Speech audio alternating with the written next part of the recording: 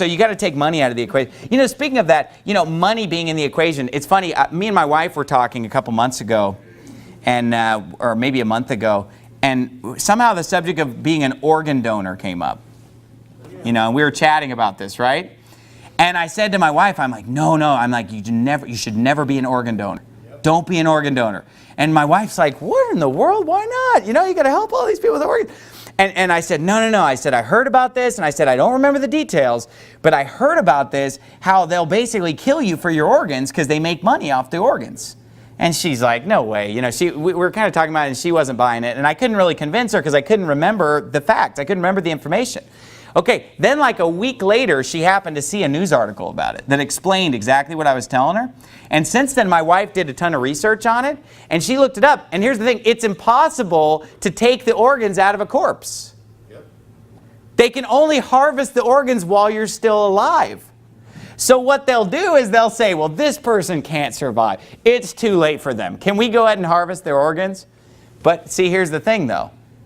I'm sure that sometimes that's true, that the person's, you know, about to die or dying and they really are going to die. So yeah, let's harvest their organs and save someone else's life. But you know what? But there's money associated with it. There's money for these kidney transplants and these other, you know, organ transplants. So what will often happen is that basically, you know what? You're in pretty bad shape. Let's go ahead and harvest those organs, even though you totally could have survived and could have made it. You know, I mean, I'm thinking if my wife's in the hospital, and they're coming to me saying, you know what, we don't think your wife's going to make it. We're going to go ahead and harvest these organs. I'm going to say, no. I mean, you need to do everything you can. Let's wait until the bitter end.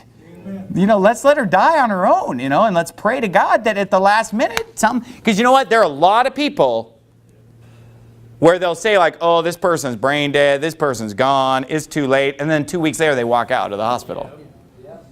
My wife just showed me a news article like that. This guy, they said, oh man, there's no way, you know, we're going to stop feeding him. He's done. He's over. And then he gets up and walks out a week later and he's completely full recovery.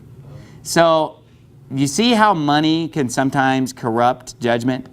You know, when you're thinking to yourself, oh, you know, we can make all this money off this kidney transplant. They're going to harvest out of you while you're still alive.